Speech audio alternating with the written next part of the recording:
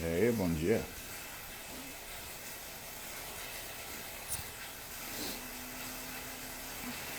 Faltou bastante assunto pra gente falar ontem, né? A gente fala hoje, não tem problema.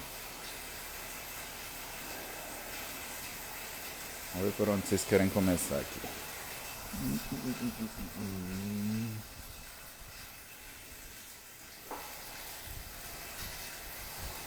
Borges pergunta: me explique o IMC e como tirar as medidas corretas dos membros superiores e inferiores. IMC é uma medida mais grosseira, né? Ela é uma medida quase de densidade, né? Quilos por metro quadrado. Então, muito simples. Você multiplica sua altura. Aliás, uma conta mais fácil. Você pega a sua altura e. Não. Caramba, como é que faz IMC mesmo? Quilos por metro quadrado. Então você pega o seu peso e divide pelo quadrado da sua altura. Então você divide duas vezes pela sua altura o seu peso. Ele vai te dar quilos por metro quadrado. E apesar de ser uma medida antiga, né, e de ser uma coisa que você ouve muita gente falar que está obsoleta, ela é uma boa medida para você determinar a densidade, né? Evidentemente que quando você fala em esportiva, né, teu diagnóstico não pode ser por IMC porque você está tendo um sujeito que tem muito músculo, né? Então a densidade dele é outra. Se tiver um cara com IMC de 30, mas que faz musculação, ele não vai ser obeso, né? Agora, como tirar medidas corretas dos membros superiores e inferiores? Isso daí é complicado. Isso daí eu te recomendo fazer o curso de avaliação física do Paulo Cel. Aí, eu também te falar, isso daí você tem que ver, você tem que pegar, você tem que... Né, não é uma coisa tão fácil assim. E por mais que pareça fácil fazer avaliação física, não é. Por quê?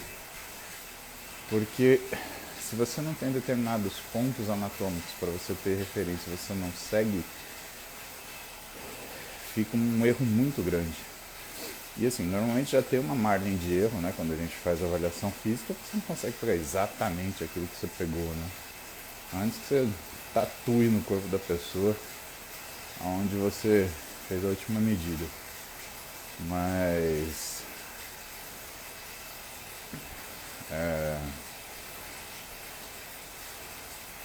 vale a pena fazer um curso de avaliação física, viu? Se isso te interessa, faz, não. Não tô tentando inventar coisa, não. Tá? Ou então, dá uma estudada. Porque dependendo do professor, você faz o curso não é para aprender, é para entender o que tem que fazer. Gilmar, líquido junto com a alimentação, traz algum malefício? Então, Gilmar, o que se falava, né, é que quando você bebe alguma coisa junto com o alimento, você dilataria o estômago, que você aumentaria o volume dele, né? Essa afirmação está certa em parte porque a gente tem umas estrias no estômago que direcionam o líquido para absorção mais rápido, né? Então você tem uma absorção parcial. Então não é 100% isso. Agora, quando você fala, por exemplo, refrigerante, né, por conta do gás, o que acontece? Você está comendo, você toma um refrigerante e vamos supor que você já esteja satisfeito, né? Quando o refrigerante ele separa o líquido do gás carbônico dentro do seu estômago por causa da temperatura, o que acontece? Você tem uma expansão do seu estômago, isso te aumenta a sensação de saciedade. Só que quando você arrota, o que acontece? Você esvazia rapidamente o estômago, o que você tem é uma falsa sensação de diminuição da saciedade, como se você conseguisse comer mais. Então, nem todos os líquidos são iguais, mas quando você fala refrigerante, A gente tem que lembrar desse efeito do gás. E tem mais uma coisa relacionada ao paladar. Então, uma das coisas que faz com que você tenha saciedade é o paladar, tá? Não é o gosto, é o paladar, é isso aqui, ó. É o que você sente, entre aspas, do cheiro da comida. Por isso que quando você cozinha, você tem menos fome. Ops, tocou meu alarme. Por isso quando você cozinha, você não tem tanta fome, é o que você não quer comer tanto. E como você preparou a comida, você está sentindo aquele paladar ininterruptamente. Portanto, quando você vai comer, você já está, do ponto de vista neurológico, semi-saciado, né? Quando você toma alguma coisa junto com a comida, é como se você desse uma limpada no paladar. Algumas costuras, elas têm isso de praxe.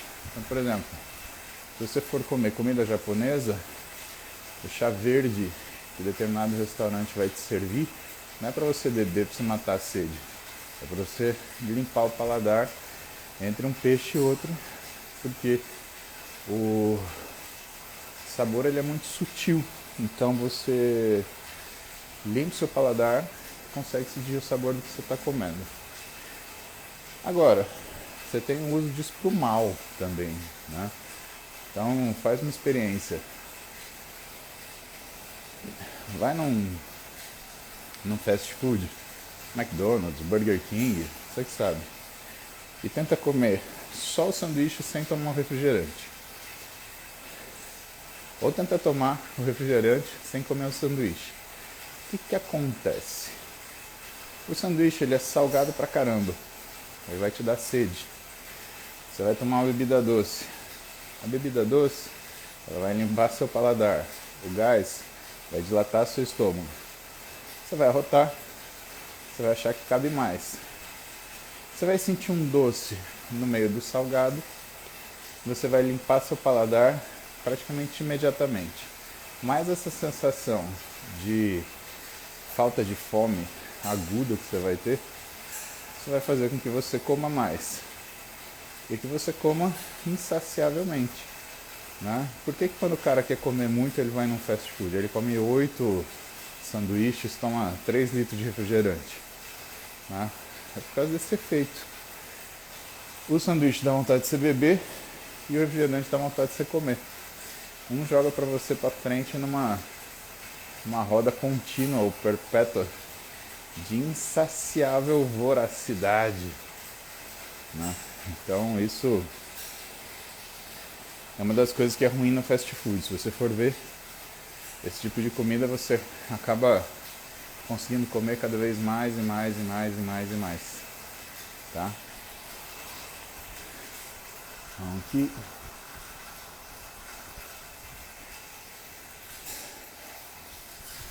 Rafa, acha bom organizar a semana com dias de carbo alto e dias de carbo baixo? Não. Principalmente se você não tem um físico muito bem desenvolvido. Por quê? Porque para você fazer isso, que é o ciclo de carboidrato, você tem que ter uma sensibilidade insulínica muito boa, né? E ao mesmo tempo, você precisa ter uma captação periférica de glicose muito boa. Só que isso você só tem quando A, você está muito treinado, B, você está muito condicionado, seu físico está muito seco, tá? Por quê? Automaticamente, quando você tem um pouco mais de gordura, você tem um pequeno aumento fisiológico da resistência periférica à insulina. Aparentemente, pessoal, o aumento da resistência periférica à insulina, nos seus primeiros estágios, ele não é ruim, ele é protetor da massa muscular. Quando você começa a aumentar a quantidade de gordura, essa gordura ela produz substância inflamatória. O corpo percebendo isso, ele aumenta um pouquinho a resistência periférica à insulina, por quê? Porque a resposta inflamatória da gordura, ela tende a destruir massa muscular. Primeiro porque produz interleucina 6, segundo porque produz TNF-alfa, que vai modular NF-kappa-beta no músculo, que vai fazer você perder músculo. E terceiro, porque modula miostatina, que vai fazer você também perder músculo por conta disso. E aí o aumento da resistência periférica à insulina é como se fosse uma proteção, porque isso segura os níveis de insulina um pouquinho mais altos e faz com que você não tenha tanto prejuízo desse estímulo que a gordura faz. Claro que numa situação inicial, tá? Quando você tem justamente pouca gordura, a gente está falando dentro do fisiológico. Quando você começa a entrar no sobrepeso, aí muda de figura. A resistência periférica à insulina é uma das coisas que ajuda você a perder massa muscular. É por isso que quando você come muito, você fica obeso, você não fica musculoso, tá? E nessas condições, Rafa, você tem que pensar exatamente como que está a tua capacidade agora, tá? Por quê? Se você se você tem uma resistência periférica à insulina mais alta, os dias de carbo alto vão servir para piorar isso. Se você tem uma insulina muito baixa, os dias de carbo baixo vão servir para você perder massa muscular. A massa muscular ela é dependente dos títulos de insulina. Pra você ter uma ideia, o que é uma faixa de ganho de massa muscular, né?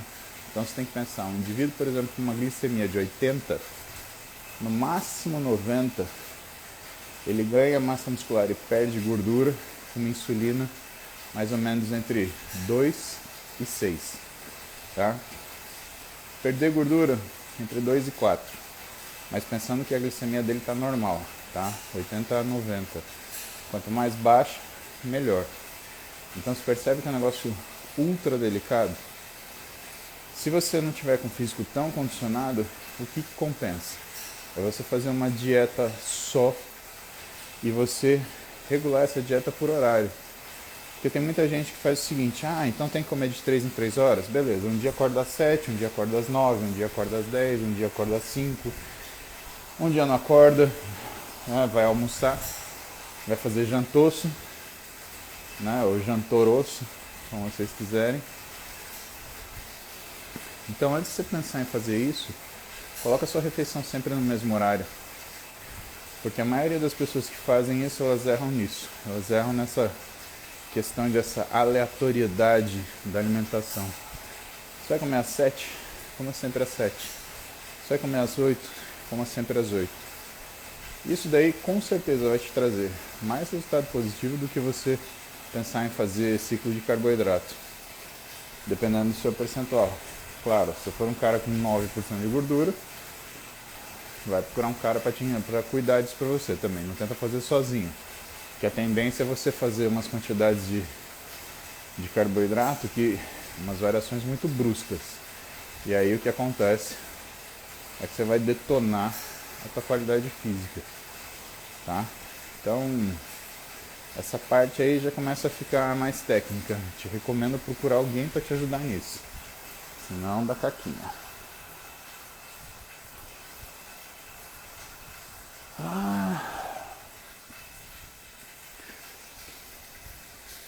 Pedro, alguma dica de linha de estudo ou referência para um aluno de educação física? Se você está procurando referência, procura lá o perfil do Lancha Júnior. Acho que é a maior referência brasileira no assunto.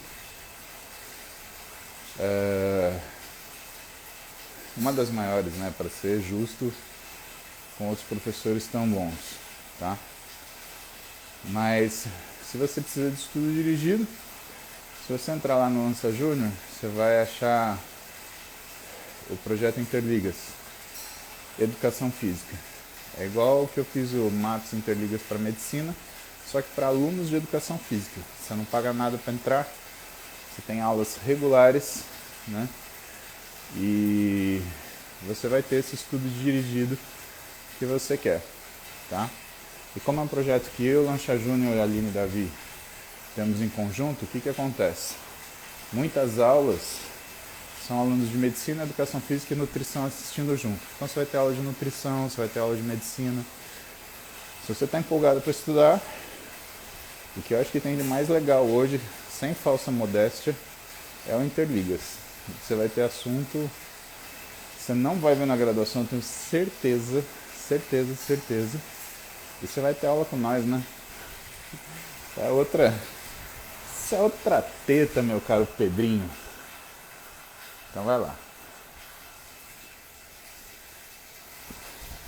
Tio Nunes, Dilmirena também prejudica o desenvolvimento do corpo?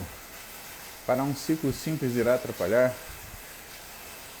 Primeira coisa que está errada, Ti. Não existe ciclo simples. É o corpo da pessoa que determina se a sensibilidade da pessoa, se aquilo vai ser simples ou vai ser intenso. Tá? Na boa.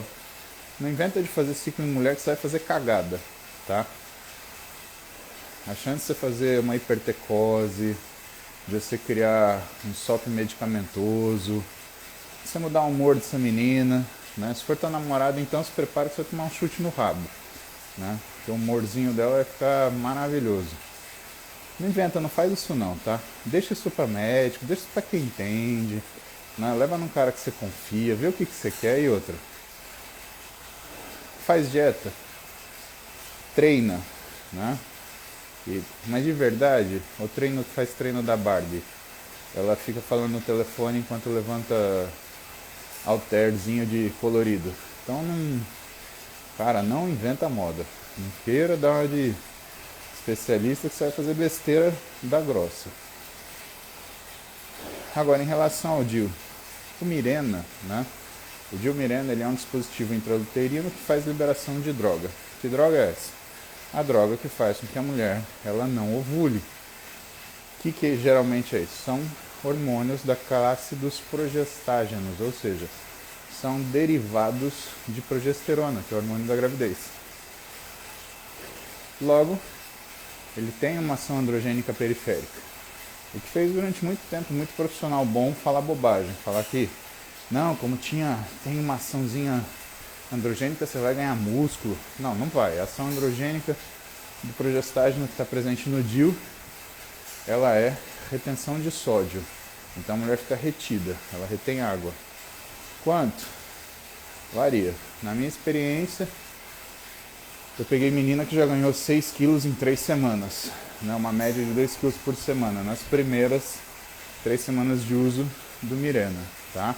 E diferente do que muita gente fala, ele tem ação central sim, tá? Porque senão ele não inibiria LH-FSH, senão ele não inibiria a menstruação, tá? Não é ação local que faz isso, é ação central.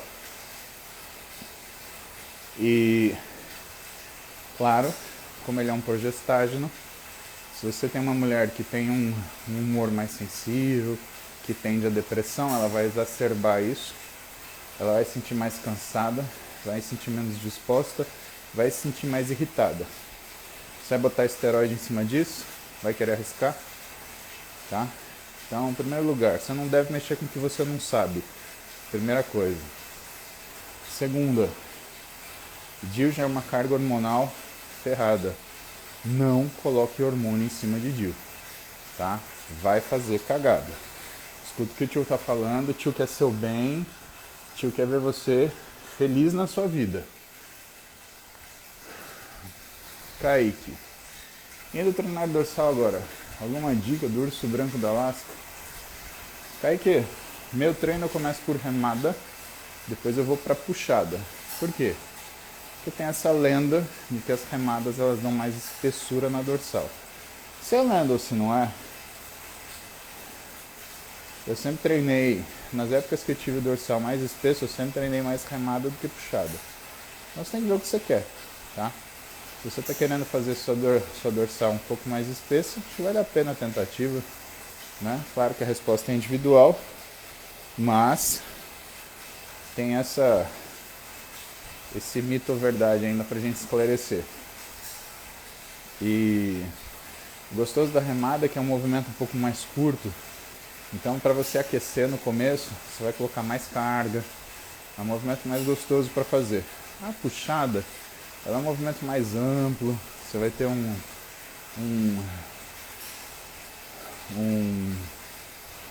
range of movement. Como é que é a tradução dessa porra em português?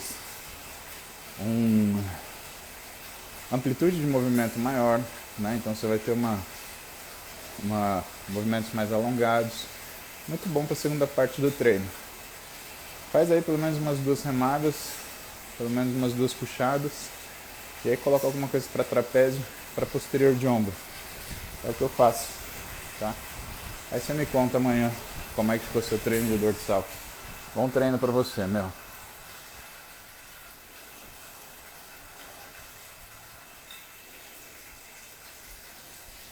Lara. Estudo nutrição é top, confusa sobre o aeróbio não ser boa para hipertrofia. Fala muito sobre a cateia mTOR ser baixo. Eu acho que eu já entendi a sua dúvida, Lara. Olha só, o que você está aí falando é estímulo concorrente. Só que o que você tem que pensar é no condicionamento geral da pessoa. Pensa que existe um mínimo de condicionamento aeróbico que você tem que ter para você treinar. E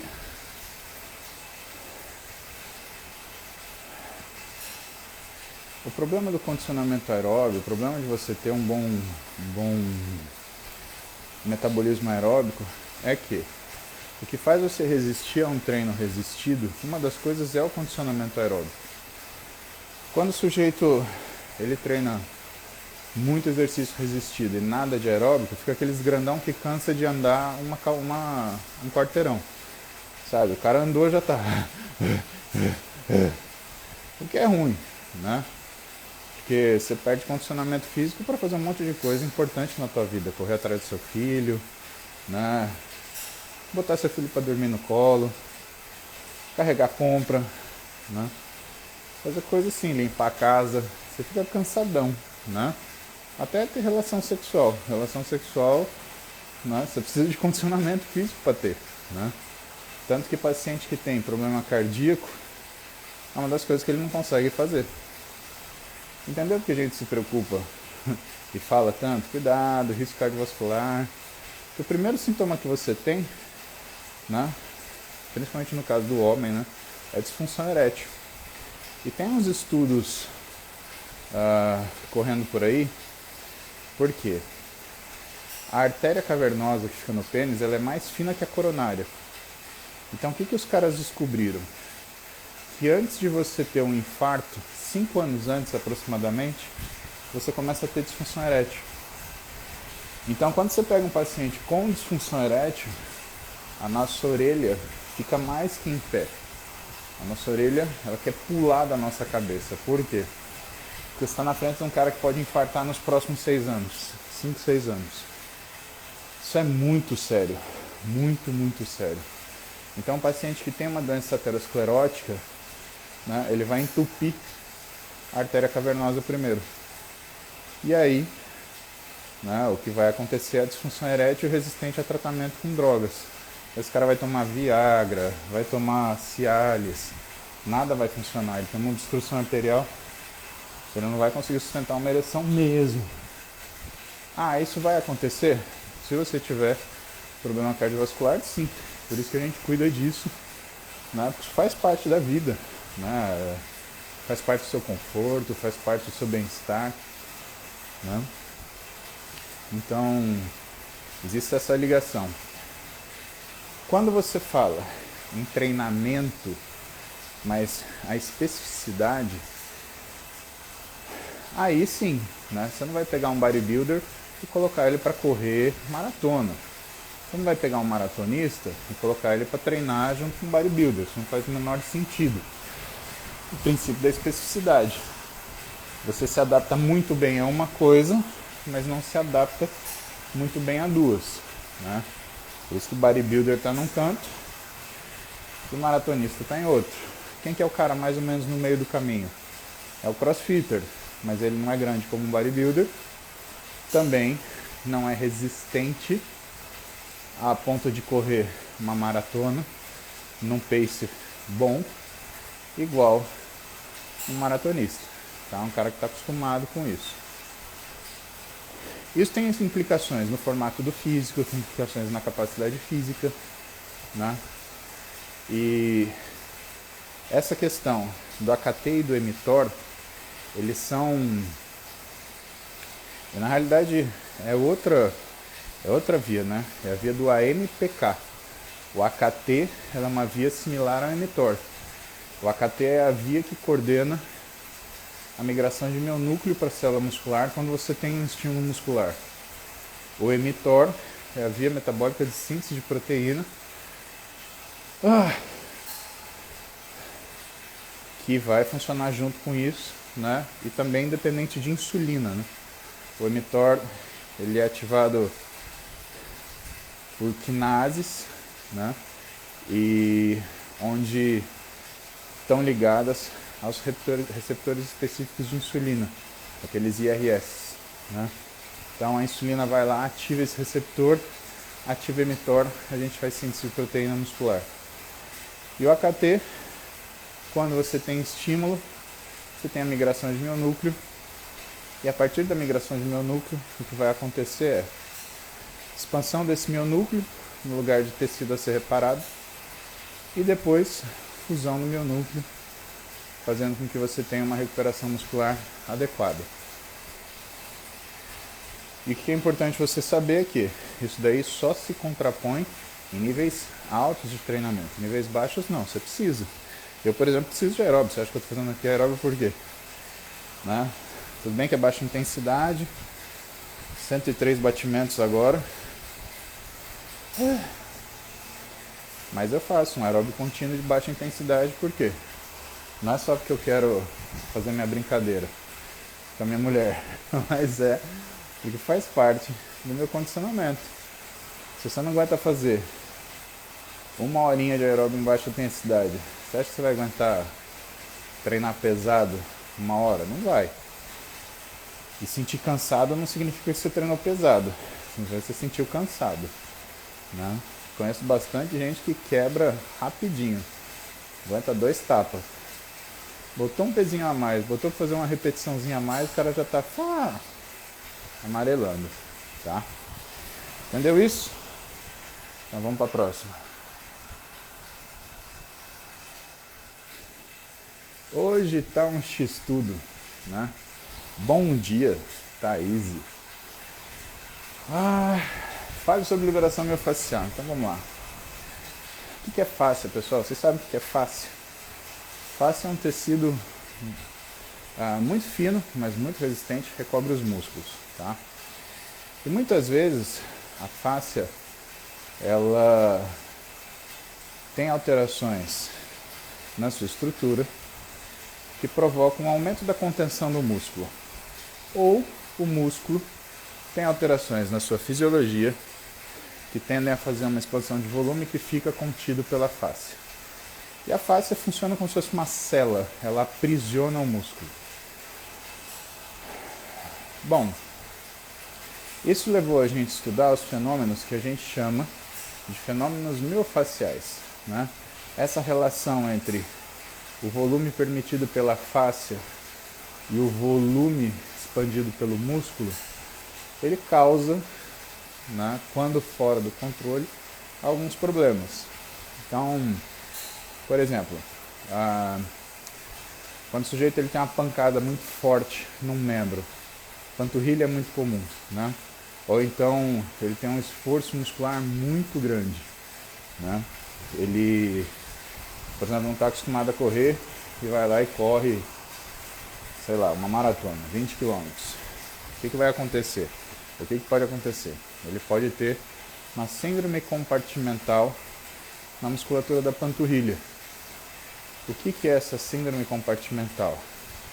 Isso é uma expansão muscular que acaba sendo aprisionada pela fáscia, que vai gerar uma diminuição da irrigação do músculo, fazendo com que o músculo inche ainda mais, corte mais o suprimento sanguíneo e dessa forma ele entra num processo de necrose. Por quê? Você não tem irrigação, como se fosse um infarto. Daí, o que você tem que fazer? Esse tratamento desse tipo de situação é cirúrgico. Você leva o paciente correndo para um centro cirúrgico, solta essa fáscia para o músculo poder ter espaço para expandir. E muitas vezes você tem que deixar a pele aberta, porque está tão inchado, você não consegue fechar a pele. Aí esse músculo expande, perfunde, volta ao normal e a gente fecha o paciente. Isso é o extremo, tá? Agora, existem as dores crônicas, que também são transtornos miofaciais.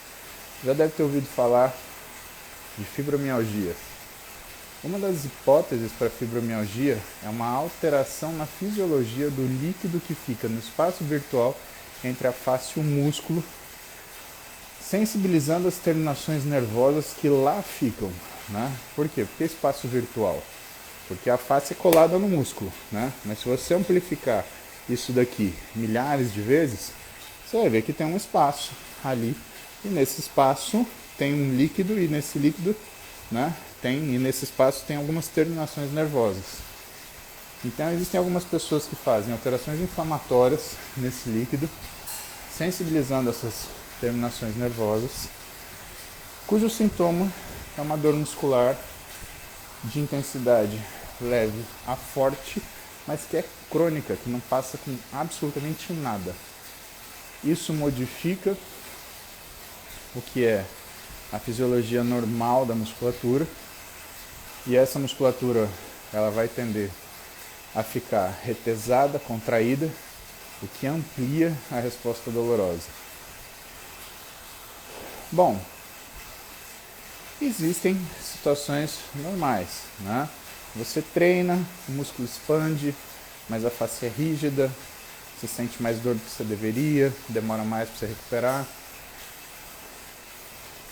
E nessa hora é que você entra com o estudo desse sistema. Né? Quem faz isso? Quem faz isso é o fisioterapeuta. Né? E o que o fisioterapeuta faz? Ele cuida da reabilitação. A gente pensa que fisioterapia funciona só para reabilitar quem se machucou, quem quebrou. Negativo. A fisioterapia ela funciona para tudo que é processo de regeneração. Então, por exemplo, recuperação pós-corrida, com aquelas calças infláveis. Né? Quem faz isso é o fisioterapeuta. Né? Ele que orienta o uso desses aparelhos para a gente conseguir fazer uma recuperação mais rápida do nosso paciente. Então entenda que a fisioterapia ela também atua na recuperação do exercício. Uma das coisas mais importantes que a gente tem nos caras que são heavy loaders, né, os caras que treinam muito pesado, é fazer o reset, né? Então trazer essa condição miofacial para o normal. E é por isso que vocês veem tanto bodybuilder fazendo liberação miofacial. Né? Por quê? Porque num primeiro momento, claro que ele não vai ter dor, porque ele é um cara muito treinado, mas ele vai ter restrição do desempenho. Isso vai interferir na velocidade de recuperação dele. Né? E aí um fisioterapeuta vai lá e faz a liberação miofacial. O que consiste na liberação miofacial? É uma manipulação técnica de difícil execução, porque ela tem que alcançar tecidos profundos. Então, não é uma coisa confortável, não é uma massaginha, é uma manipulação, tá? Onde o fisioterapeuta ele faz duas coisas, né? Ele, tecnicamente, ele tenta deixar a face mais maleável, mas ele manipula o músculo, melhorando a vascularização, a oxigenação e tirando pontos gatilho de contração. Então, muitas vezes você tem associado a isso o espasmo de alguns músculos. E por essa manipulação profunda, o fisioterapeuta ele acaba detectando esses pontos, liberando esses pontos, e o sujeito sai com a musculatura relaxada. Ah, mas aí tira aquela sensação de que treinou. Então, mas essa sensação de que treinou é gostosa de sentir, mas é ruim para o teu organismo. Por quê? Porque significa que a tua recuperação está lenta. Então, quanto antes ela sair, melhor sinal. Se você treina e sai do treino e essa sensação ela vem rápido e vai rápido, isso é sinal que a recuperação está muito boa.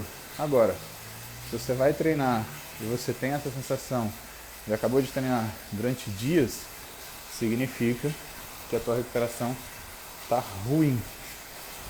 E aí, isso é uma das indicações da gente recomendar a liberação miofascial. Outra indicação é uma pessoa que tem um aumento progressivo de CPK e não consegue ter queda. O CPK ele só pode aumentar quando a gente tem mudança do estilo de treino. Conforme o corpo ele vai se ajustando a isso, o CPK vai caindo. E aí, quando ele cai a níveis baixos, você troca o treino para trazer ele do alto de novo. Quando o cara ele vai fazendo um CPK progressivamente alto sem mudar o treino, tá? Então, ele 400, aí na outra semana 800, legal. Aí na outra semana 1.200, legal.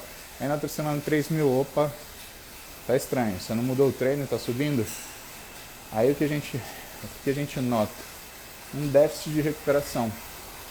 E é uma das coisas que a gente recomenda fazer então, liberação miofascial, quando você tem um paciente cujo CPK ele é progressivamente aumentado sem que se tenha mudança de treino.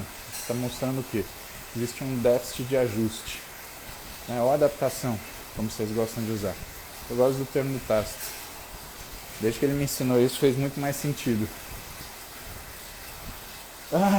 Mais uma perguntinha que eu preciso trabalhar. Vamos lá. Que bom ficar aqui com vocês. O tempo passa mesmo.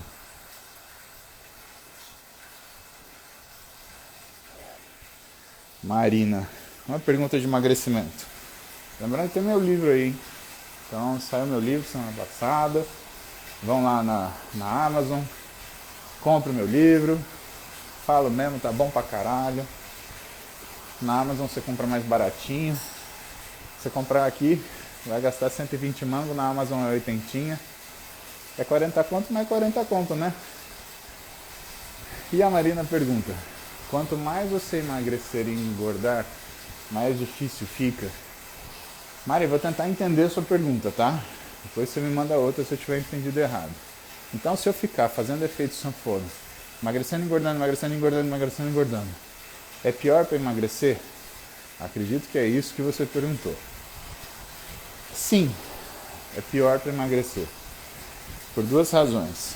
Primeiro, quando você emagrece de uma forma desordenada, você diminui sua velocidade metabólica.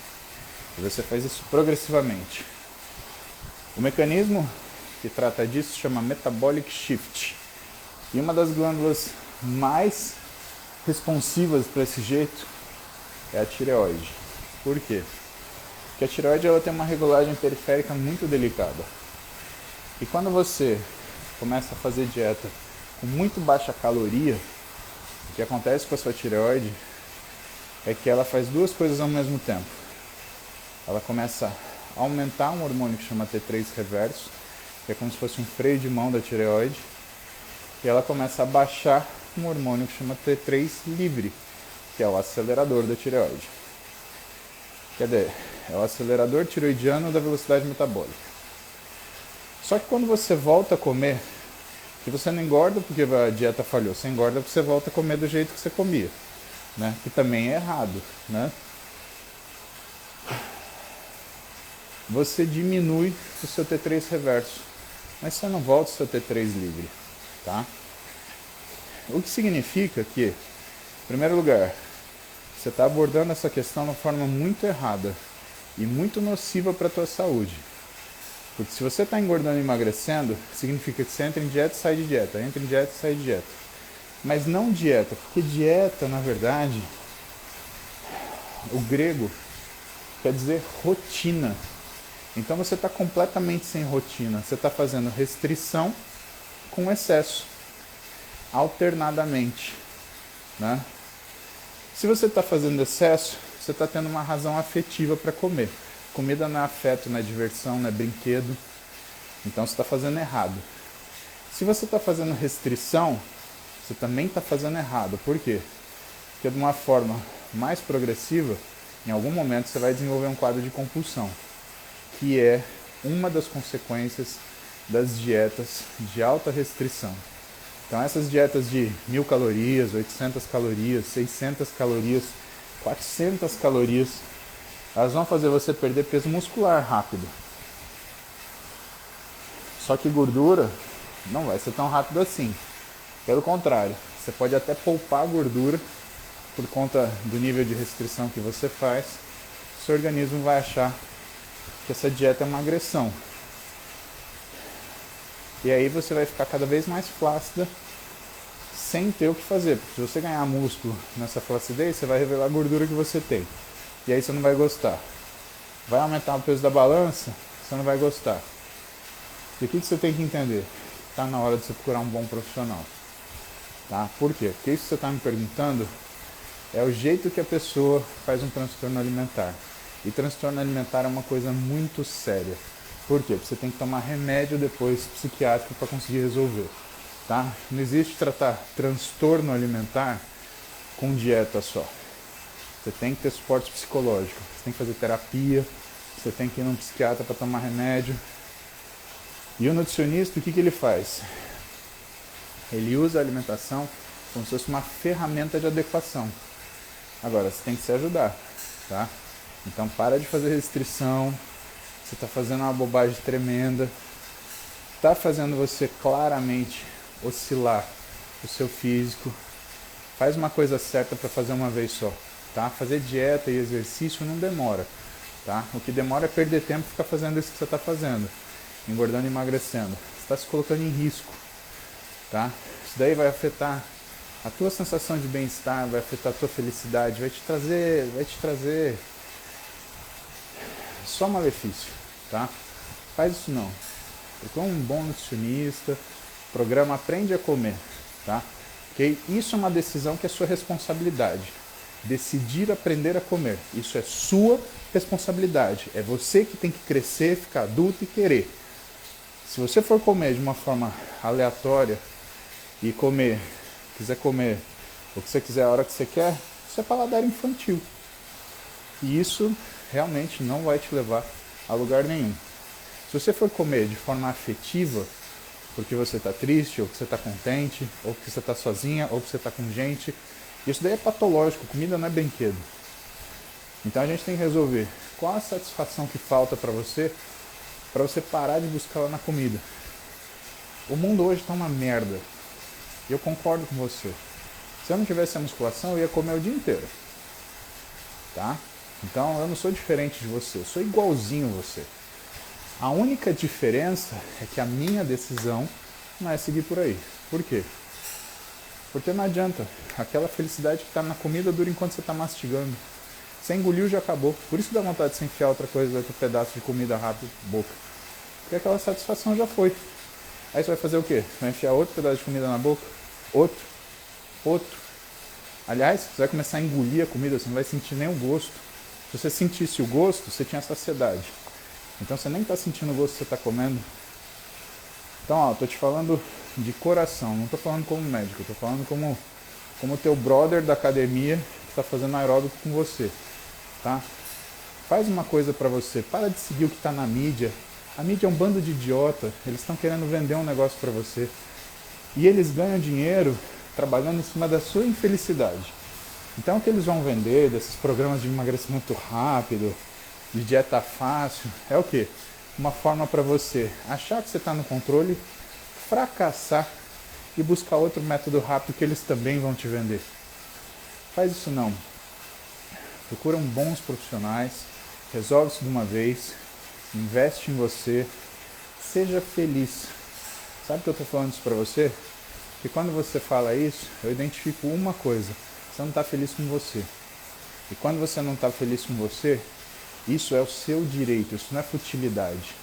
Todo mundo tem o direito à identidade.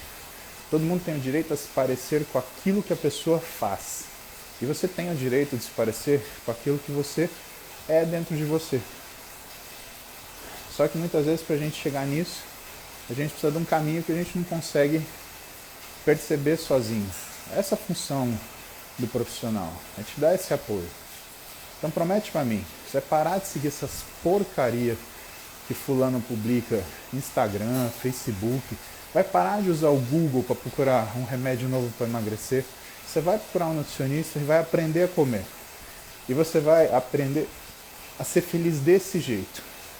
E você vai aprender também que você comer um brigadeiro, um pedaço de bolo, um pudim, sai com seu namorado para comer um hot dog, isso é normal, isso não é errado.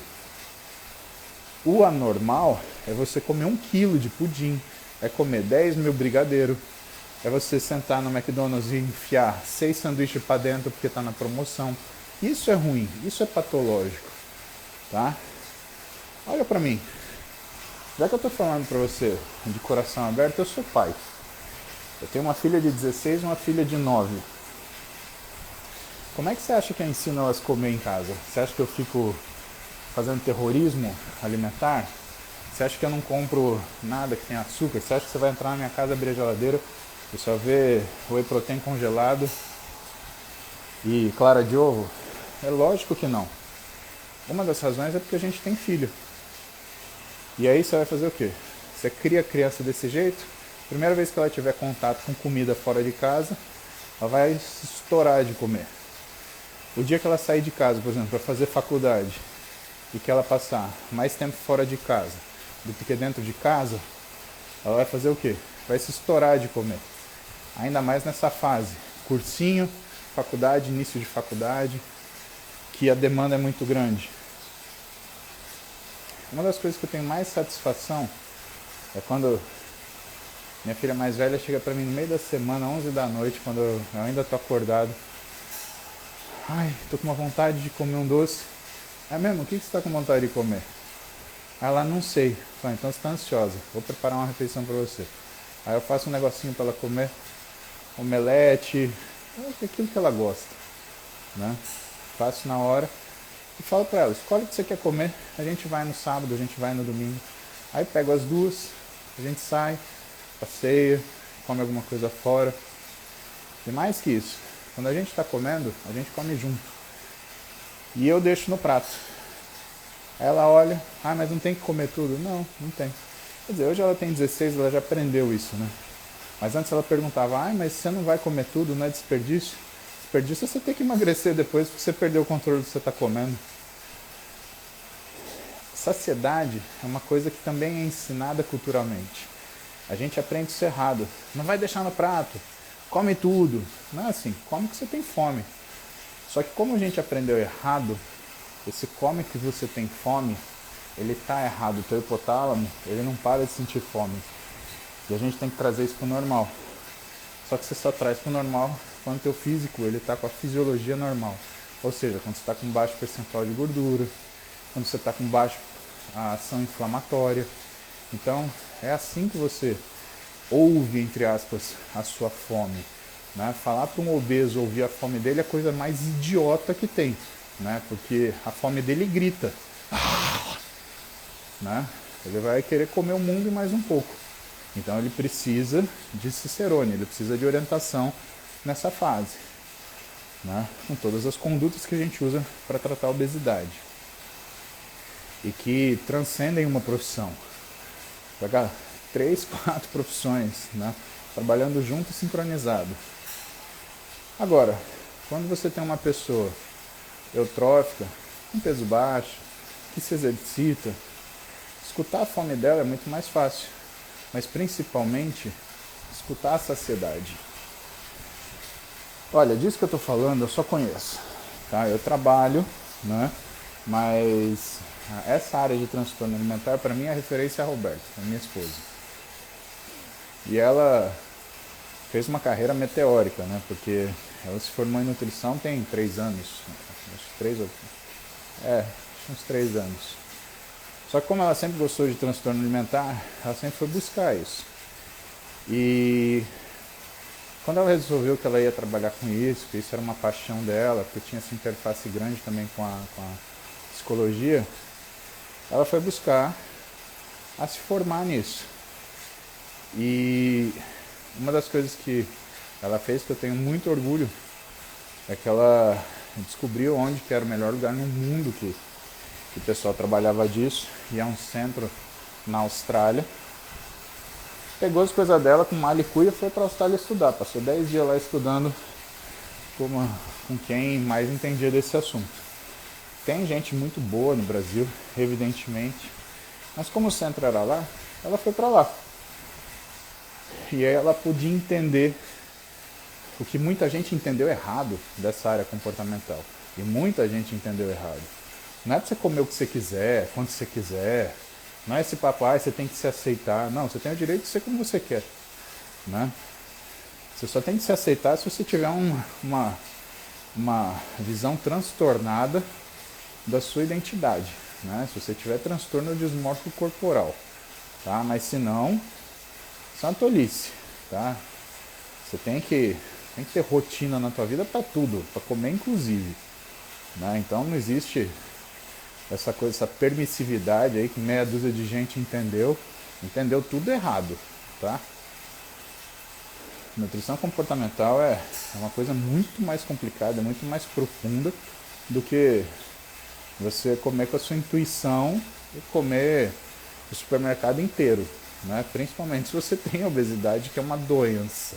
Né? Obesidade é doença, não interessa o que fale. Obesidade não mata? Então, é doença. Ponto final. E no intuito da gente melhorar isso daí para você, então existem esses tipos de profissionais, como a Roberta, que lidam especificamente com isso, e que tratam isso, endereçam isso da abordagem mais correta. Isso é um processo complicado, razoavelmente longo, mas se você não fizer, você vai continuar o resto da sua vida engordando, passando fome, porque é isso que você faz. Você engorda e passa fome, ou seja, é a pior coisa do mundo. Você vê o seu físico desmontar enquanto você sofre de carência energética e todos os colaterais que isso dá. Porque quando você está em restrição, você não tem vontade de trabalhar, você não tem vontade de se divertir, você não tem vontade de fazer exercício, você não tem vontade de transar, você não tem vontade de nada. E às vezes vai no médico, porque minha libido tá ruim. Tá, mas o que você está comendo? 600 calorias dia. Querido, que você quer subir em cima da onde com 600 calorias dia? Você quer subir em cima de uma montanha de sorvete para consumir 30 mil calorias. É isso que você quer. É isso que o corpo está pedindo. Então, não se engane.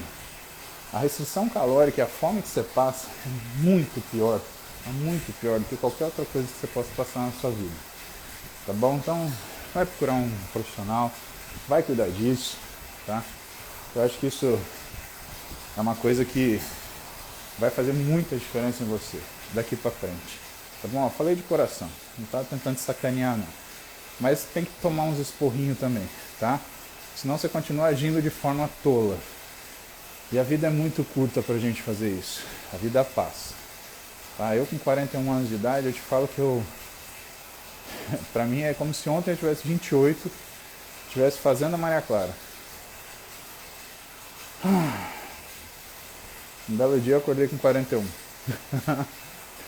Sabe que eu tenho certeza?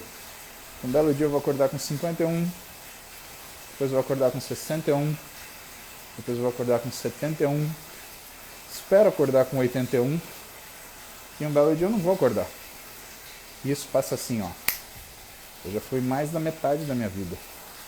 Se a gente pensar que a gente vive 80 anos, em média, eu estou no meio do caminho.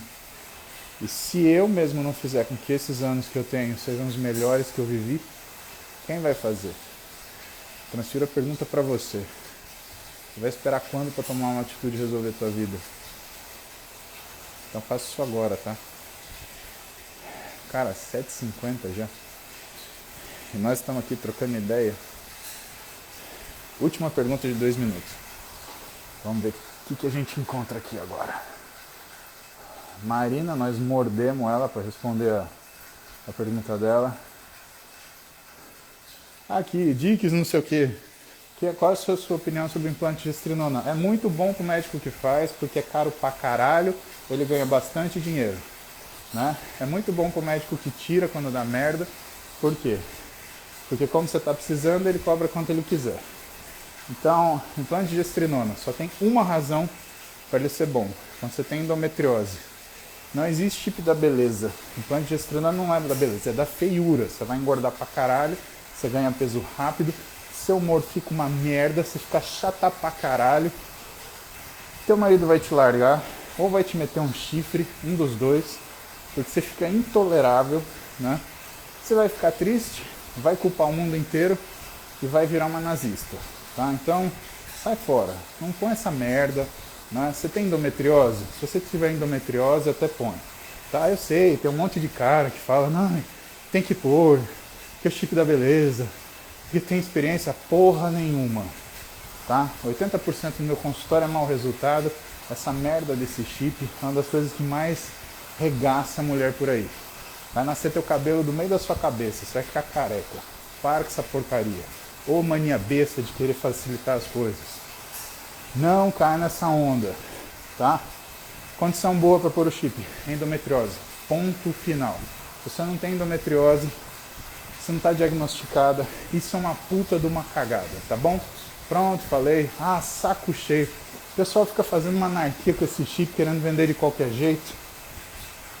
Aí depois a gente tem que ficar educadinho assim. Ai, sabe aqueles médicos cheios de dedo?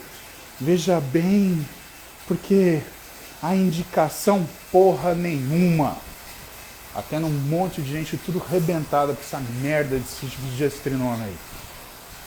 Gente que tinha condição de fazer um físico bom, ficou umas mulher com cara de homem. Parece o Optimus Prime do Transformers. É isso que fica parecendo. Aí depois de um ano, fica com um humor nojento. Você quer bater na pessoa com um pedaço de pau, de tanta chata que ela fica. E com o tempo, teu físico ele vai fazendo isso aqui. Porque gestrinona é um androgênio potente. Você acha que você vai ficar com corpo de mulher? Não vai. Suas pernas vão perder músculo, sua bunda vai perder músculo, você vai ganhar músculo no tronco, vai ficar com aquela pelezinha grossa de jacaré, vai ficar com umas cracas de umas espinhas no peito. Olha que bonito. Faz isso não, tá? Não faz isso. Ó, treino há 30 anos. Cuido de mulher que vai pra competição há 15. Vai ver a Juliana Malacarne. Não vou ser desagradável e falar a idade dela. Mas ela é competidora, ganhou 4 Olímpia. Olha a carinha dela, menina até hoje. Tem carinha de menina. Ela entrava no Olímpia ganhando já, porque primeiro que as mulheres que ela competia tinha cara de homem. Segundo que as mulheres que ela competia tinha corpo de homem. Era tanta droga, que a bunda das mulheres que competia com ela parecia um saco de carne moída do supermercado. Sabe aquele saquinho de carne moída? Você aperta assim, ele faz... É mole. Então, era isso. As meninas andando, você via a bunda delas fazer assim, ó. Você fala, ah, acabou. Era a Juliana de um lado, vamos escolher a segunda, a terceira e a quarta. Não tinha conversa. Tanto que uma vez o juiz central virou pra Juliana, falou, você vai ganhar quantas vezes você competir? Por quê? Porque ela se mantém muito bem. Então, você quer um exemplo de uma mulher com físico bonito? Vai ver a Juliana Malacarne. Tá? Ai, mas... Não. Tô te falando, o chip é uma bosta, tá bom? Vai ver a Renata Guaraciaba, né? Pergunta pra ela se ela tem chip. Acabou de ter filho. Vai ver o físico dessa mulher que acabou de ter filho. Pergunta se ela toma chip de qualquer coisa. Vai ver a Julie Dias, né? Compete biquíni, tem 10 anos. Aliás, fez aniversário ontem. Julie, parabéns de novo pra você aí. Fez aniversário ontem. Então, 3 mulheres eu falo pra você ver. Juliana Malacarne, Renata Guaraciaba e Julie Dias. Tá? Sem nada essa porcaria aí. Ah, saco cheio. Fora um ou outro babaca que é ruim na medicina. Ruim de roda. Ainda vem encher o saco fazendo historinha de mim na coisa. Por quê? Porque é um vendedor dessa merda aí. Ó, eu sou experiente, filha da puta, não tem nem residência. Ah, vai se catar. Eu, hein? O bom é que eu nem preciso saber falar o nome dele, porque ele sabe que é com ele. Vai morder a testa hoje, hein? Cusão mesmo. Ai. Mais engraçado. Ele e um amiguinho dele lá, na cara não fala. Fica com aquela... Ah, trouxa. Não seja. Sai fora dessa merda. Eita porra, que passou o tempo demais aqui. Ó, já deu o aeróbio de hoje, tá bom? Beijo pra vocês. Eu vou nessa. Tá na minha hora. Valeu.